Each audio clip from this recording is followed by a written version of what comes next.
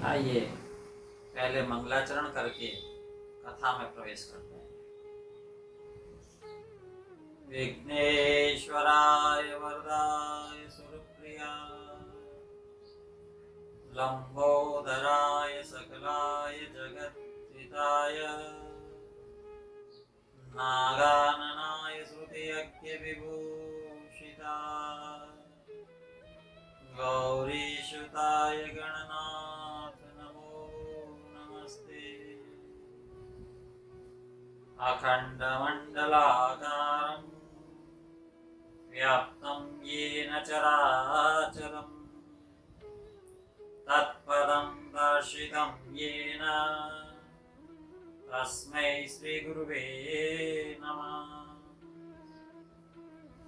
नारायणं नमस्कृत्य नरं चैव नरोत्तमं देवीं सरस्वती व्यासं ततो जयमुदीरये।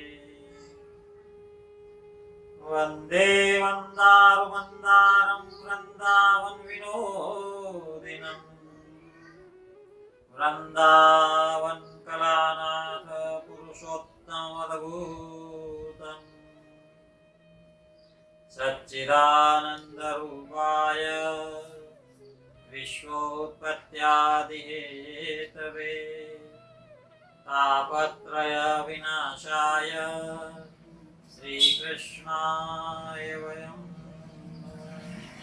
श्रीकृष्णाय वयं नमः श्रीकृष्णाय वयं नमः। सोमेश मोहि परनुकूला करिः कथा मुदमङ्गलमूला। जय श्री कृष्ण। पुरुषोत्तम मास महात्म्य में आज 20वां अध्याय। यहाँ नारद नारायण से, मुनिगण सूत जी से और इधर दृढ़धनवा महर्षि वाल्मीकि से प्रश्न पूछ रहे हैं। पूछा है दृढ़धनवा ने, पुरुषोत्तम मासोऽयं कथं कार्यो मुमुक्षुभिः। अरे भाई, मोक्ष की इच्छा रखने वाला, मोक्ष की इच्छा रख या मोक्षादि या मुमुक्षु किस प्रकार पुरुषोत्तम मास में वो क्या करे, क्या करना चाहिए उसे। कीदृशी कस्य पूजा, अरे वो किसकी पूजा करे। किम दानम को विधि मुने, वो किसकी पूजा करे, क्या दान करे, या इसके अलावा कौन से ऐसे कृत्य करें।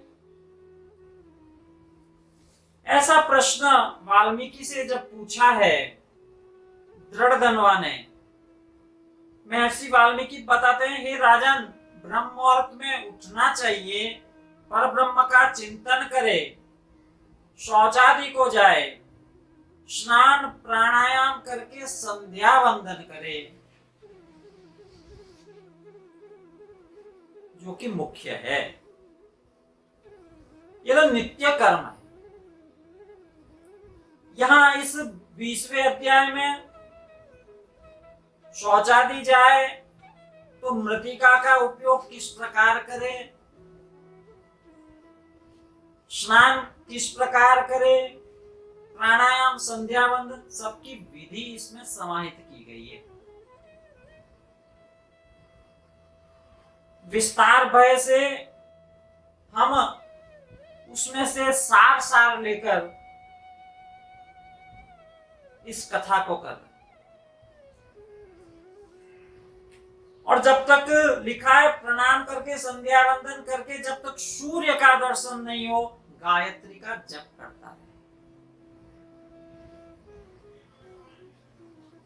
फिर सूर्य के मंत्रों से सूर्य को अर्घ्य दे, सायकाल अपने पैरों तथा भूमि को नमस्कार करे, और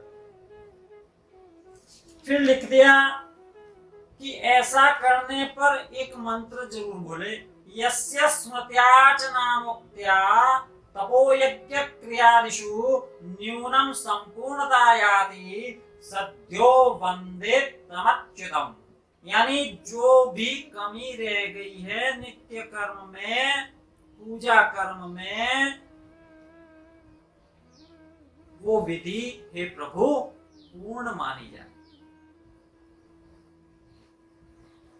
इस मंत्र के द्वारा प्रार्थना की जाती है परमात्मा से कि आप मेरे द्वारा किए गए कार्यों में यदि कोई कमी रह गई है तो आप उसे अस्वीकार नहीं करें, आप उसे फिर भी स्वीकार करें। तीनों संध्याओं के बाद तीनों संध्याएं प्रमुख है। जो भी व्यक्ति तीनों संध्याएं जीवन में करता है उसके लिए कुछ भी दुर्लभ नहीं।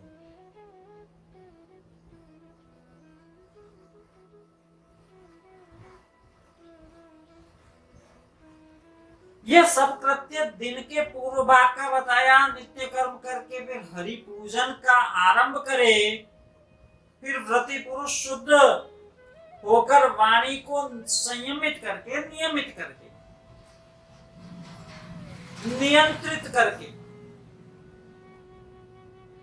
शुद्ध गोल चौकोर में गोबर से लिपी हुई भूमि पर व्रत की सिद्धि के लिए चावलों से 8 दल वाला कमल, अष्टदल कमल बनाना है। फिर स्वर्ण, चांदी या तांबे या मिट्टी का छिद्र रहित नवीन शुद्ध कलश उस मंडल पर स्थापित करे, तीर्थ का जल उसमें भर दे और सभी तीर्थों का आवाहन करे। गंगा, गोदावरी, कावेरी, सरस्वती, इन सभी नदियों का आवाहन करके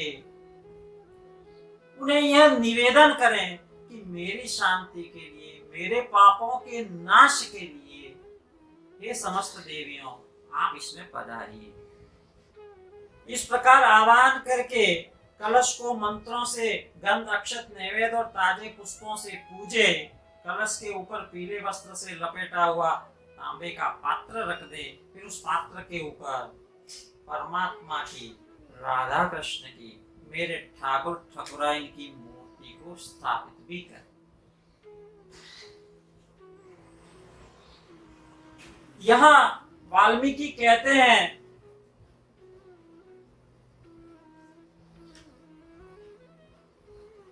कि यह शरीर बहुत दुर्लभ है।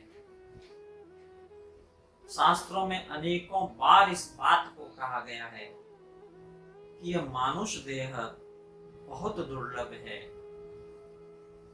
इसलिए इसका परमात्मा की सेवा में भरपूर उपयोग करना चाहिए।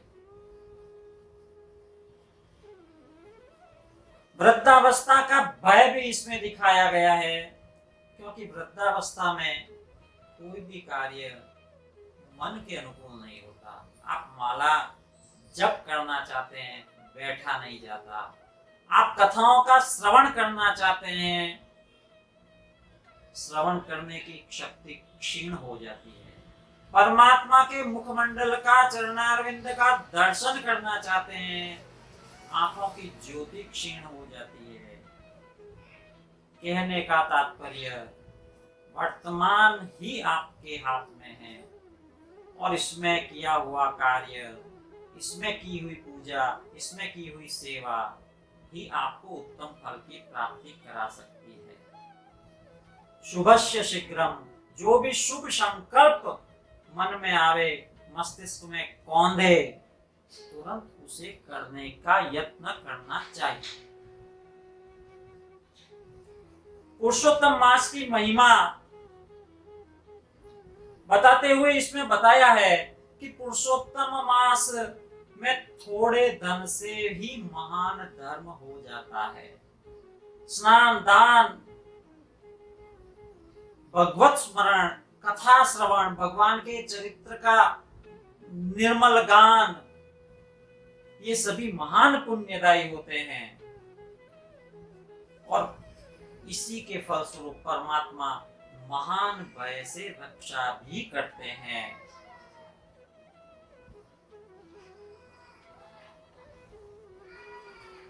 भगवान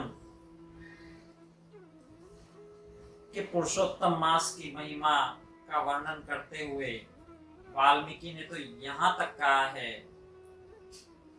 कि इस पुरुषोत्तम मास की तुलना कल्प वृक्ष के समान इसे माना गया, चिंतामणि के समान माना गया, कामधेनु के समान माना गया, वेदों के समान माना गया, और इन सब को मिलाकर भी जितना पुण्य हो वह पुरुषोत्तम मास अकेला ही देने में समर्थ है। इसलिए भक्ति और श्रद्धा के साथ पुरुषोत्तम भगवान की पूजा करनी चाहिए, क्योंकि इस मास के अधिष्ठाता इष्ट जो है वह स्वयं भगवान पुरुषोत्तम ही है। शास्त्र को जानने वाले कुशल शुद्ध वैष्णव सत्यवादी और विप्र आचार्य को बुलाकर उनके सानिध्य में पुरुषोत्तम भगवान की पूजा करे। अंतःकरण में होने वाले मोह काम क्रोध लोभ मद मात्सर्य इन सब से पार कर जाने की इच्छा रखने वाला मनुष्य पुरुषोत्तम भगवान की पूजा करे, इस मास का सेवन करे। इस मास में स्वयं पुरुषोत्तम भगवान जो कि स्वयं इनके इष्ट हैं, अत्यंत मनोवांछित फलों की प्राप्ति करा ही देते हैं। यहाँ 20वें अध्याय को विराम देंगे। महर्षि वाल्मीकि दृढ़धन्वा को पुरुषोत्तम मास का महात्म्य या किए जाने वाले कर्म कृत्यों का वर्णन किया जा रहा है। हम कल भी पुरुषोत्तम मास की महिमा का महात्म्य कथा में वर्णन का दर्शन करेंगे। आज की कथा को यही विराम देते। श्री कृष्ण गोविंद हरे मुरारी, हे नाथ नारायण वासुदेवा। श्री कृष्ण गोविंद हरे मुरारी, हे नाथ नारायण वासुदेवा। श्री बृहन्नारदीय पुराणे पुरुषोत्तम मास महात्म्ये श्री नारायण नारद संवादे दृढ़धन्वोपाख्याने कथनम नाम 20तमोऽध्याय। बोलिए कृष्णचंद्र भगवान की जय, पुरुषोत्तम भगवान की जय। जय जय श्री राधे, जय जय श्री राधे, जय जय श्री राधे।